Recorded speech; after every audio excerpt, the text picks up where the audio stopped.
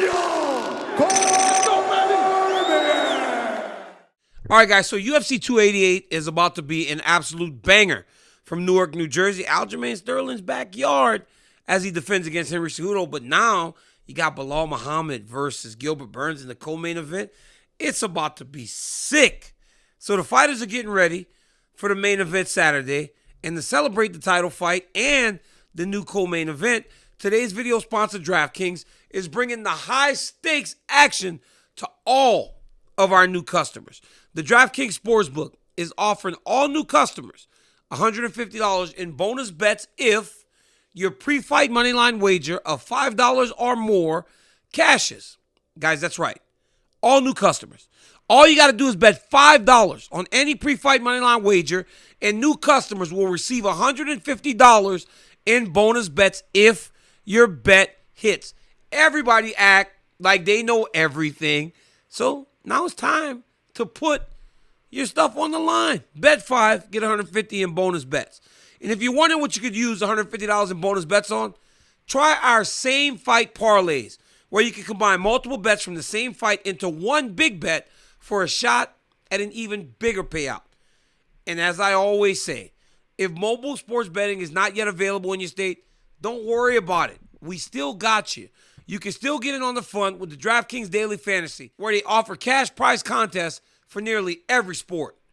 So all you got to do, download the DraftKings Sportsbook app right now. All new customers, use the promo code Cormier. Bet $5 on any pre-fight moneyline wager, and you'll get $150 in bonus bets if your bet hits. That's the promo code Cormier, only at the DraftKings Sportsbook. Now let's get to the video.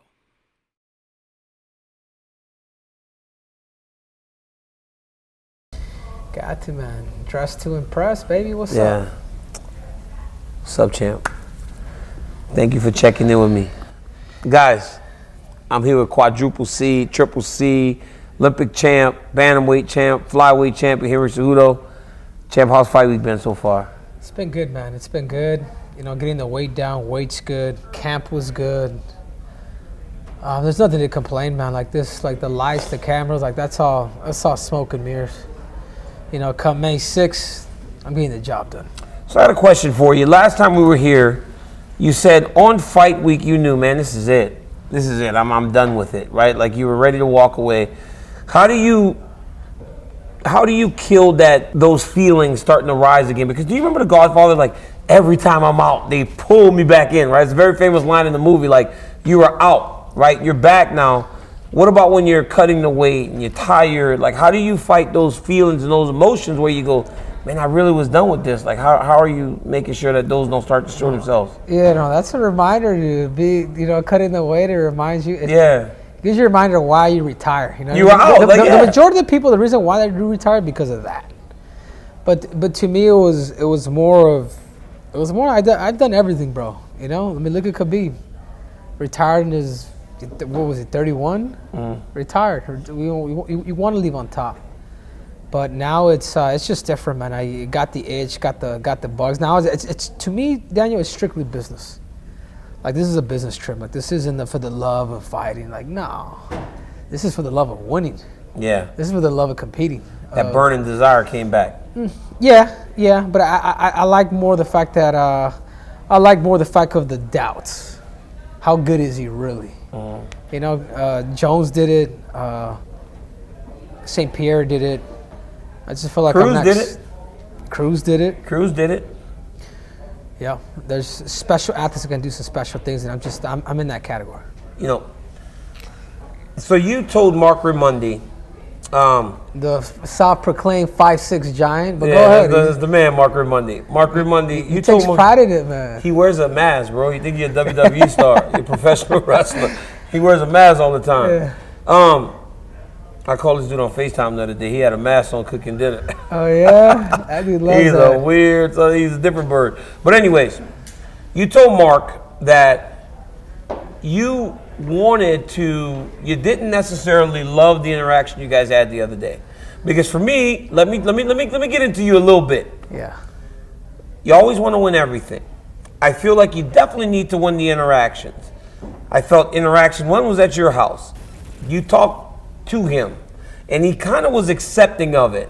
You were almost like a coach that talks to an athlete. As he should. Right, and I felt like you won that one. Then we get on ESPN, and he was after you, and he was more stern in his approach. And I was like, wow, I left there going, Aljamain Sterling won this interaction. Yeah. Sunday, right? Aljamain Sterling walks up to you, and you're almost too reciprocating. He's shaking his hand. You're being nice. I feel like in that moment, it's like, this is my arena. This is my arena. It feels like he won that interaction. I'm actually kind of pissed. He buttered me up. Dude. He got me. He's like, hey, this is nothing but respect. Where was this? You needed to be a little more stern in that moment. Well, when somebody comes at you. But it's on his terms. You let him dictate the terms. For sure. But it's not. To me, it's not like that. To me, I'm kind of pissed at myself for that. Because, as you should be. Yeah. I've known you.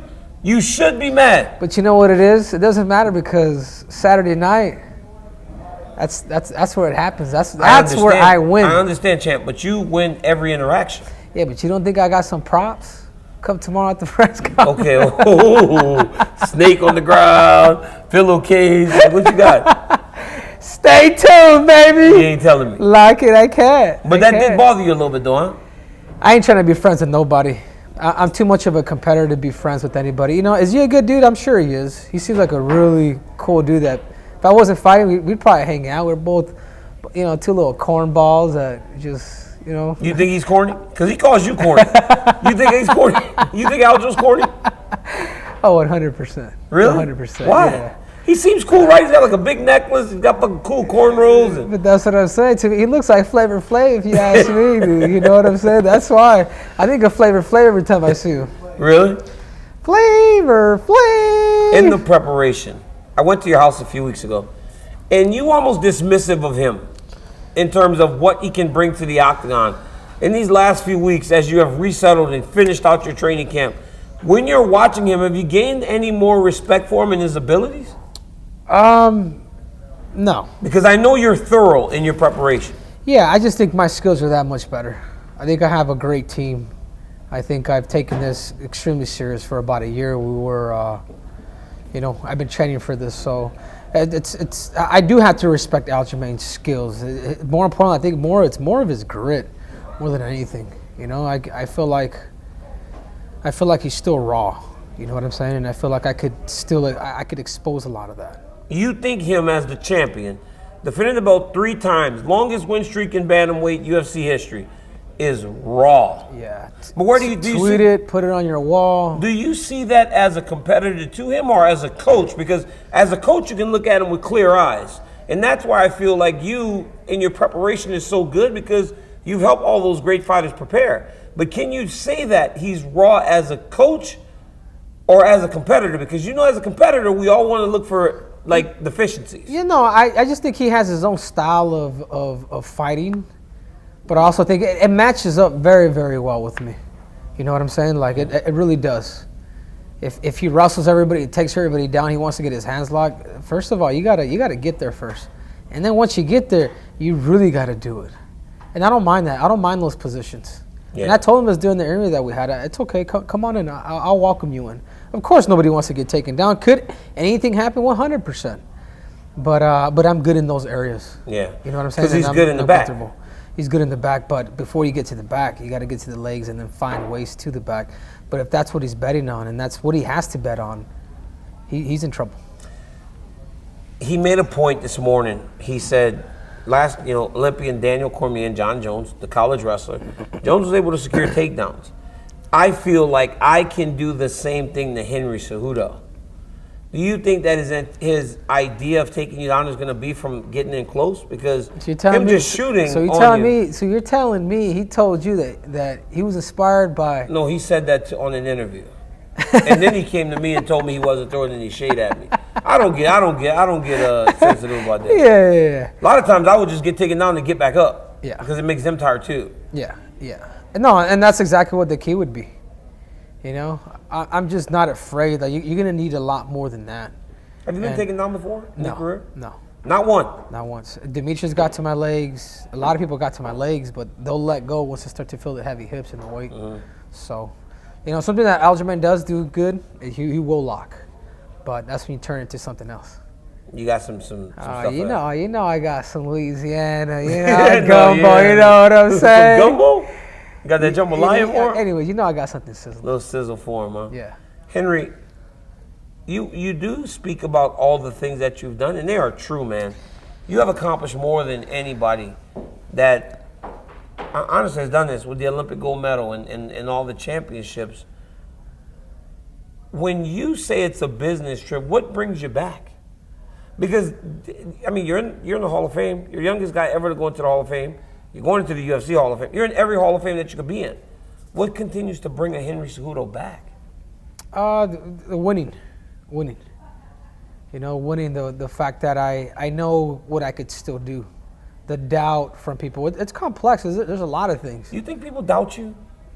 Ironically, yeah. How? And how? That's what I'm trying to figure out. But I'll be honest with you, Daniel, I like it, dude. I like it. I like it because it's a challenge. Like even pulling stunts, even the persona. Like I like it because I have to eat my words.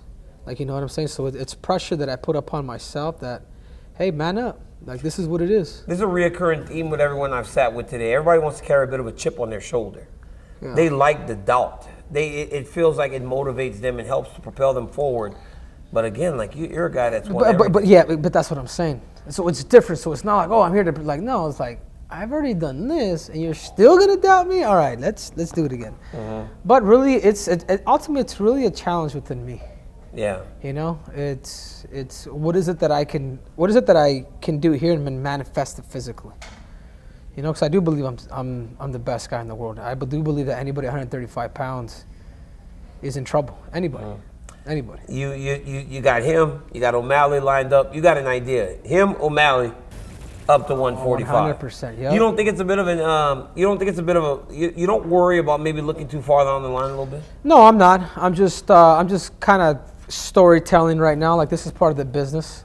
I am telling. Like Aljamain is on my mind. Like I don't. With Sean O'Malley, like that's a privileged deal. It's about to make me a whole lot of money. That pay-per-view, baby. And then Volk. And then Volk to me is the ultimate challenge. So that's how I have it planned out. That's the reason why I'm coming back. And I want that challenge. Your family is at the media day. Everybody's around it. Do you think by having your wife, having your daughter around, it makes it easier for you to see why you do what you do? No, that's just comfort, man. Like just having my family there. It's like whether I fight or not, it doesn't change the love that I have for them or what is it that I have to do. Well, you said that you wanted to live that life, right, and be a family man, and you did that, right? So is it hard? Is the idea of coming and doing this part of it without them, like that's not even possible anymore? Yeah, it's different, bro. That's why, like even like the coaching side, like I can't be gone on the weekends. I mean that's a lot of heavy time kind of given, but it's something that you don't know until you're there. Yeah. You know what I'm saying? Until you're a parent, you really understand. It's like, dude, this is like you got responsibilities, man. Like you know what I mean? And my wife is on me too, bro. She don't play. She don't play. She don't play. Henry, so I ain't trying to fight with her, bro. You know how it is, DC. You're gonna lose. You're gonna lose every time. Henry, so how does this weekend, you winning this belt, differ from any of the others or any of the big accomplishments? Because I remember watching you win the Olympic gold medal and the joy on your face. You still had all those little pimples and shit. Like you were a baby. Yeah. You look bad too. Yeah. Like you kind of ugly at the time. But like now you good looking dude. But like, how does that differ from that? Or the first bantamweight title? Thanks for the compliment. I don't think I'll ever reach that, Daniel. I don't think I'll ever reach that pinnacle of being an Olympic champ. It's a high, man. It's a 16-man bracket every 4 years. You got to show up. It's a true childhood dream. I don't think anything in combat sports will even ever reach winning that. this. No. But how does I don't think so because I would rank Aljamain like maybe like the fourth best guy that I'm going to fight. Right now? Yeah. Why? Demetrius. Oh, you're talking about in your career? In my career. Demetrius. I'd probably say TJ. Dominic, and then Aljamain. Yeah. You think that he's behind all those guys? Yeah. Even in his current form where he's... Yeah. Man, that's a big statement, Henry. All I tell is the truth. Well, Aljamain doesn't believe that you tell the truth. He thinks that you say stuff and then you go one step too far. he says like, Henry, that was perfect. He doesn't? That's what he said. He said doesn't? you say stuff and you're like, that was perfect. And then you go one step too far and like, Henry, you ruined it. But that's part of who I am, though. That's me. Like, even in sports, even in challenge, and these last 3 years off, I really understood more of who I am. Yeah. I do push the envelope. Yeah. I will say some shit. It's like, all right, it's done, and then boom. Yeah, come another one. Fucking Tourette's I just gotta cringe it up. Let me ask you this. I just gotta know this because I asked the people in the front. I was like, listen. So when Henry Cejudo says, Aljamain, Lane, Denzel Washington. Yeah. What like the that? fuck is Denzel Washington? You like that? No, what is that? Yes. I was like, is that funny? I mean, everybody started laughing. But Aljo doesn't think it's funny. Like Nobody thinks it's funny. Like, he doesn't think it's funny, but I don't know why it's funny. Because you say Aljamain, Lane, Jizzle, Denzel Washington. But why Denzel Washington, bro? Because he's a hell of an actor. He said he won that bout. Jesus, rolling, puffing. I tell you what, though, after this, he's got a career, dude. He's got a career in Hollywood, bro. Let me tell you. Yeah. But is it funny? I think so. Yeah, I think so too. And I don't know if it makes me weird that I think it's funny. But then everybody else laughs, so I kind of think it is funny. It is. I mean, it's. Anyways, somehow I'm building a fan base, bro. What's his name? It depends, man. Aljo's lame. Aljamain Denzel. Who else? Aljo lame. Aljo Cormier. Guys, and it's funny, I guess. UFC 288 is this weekend. Henry Cejudo once again challenges for the bantamweight championship of the world against Aljamain Sterling. Hey, Henry believes this is a walk in the park. I don't think so. I think it's a tough fight.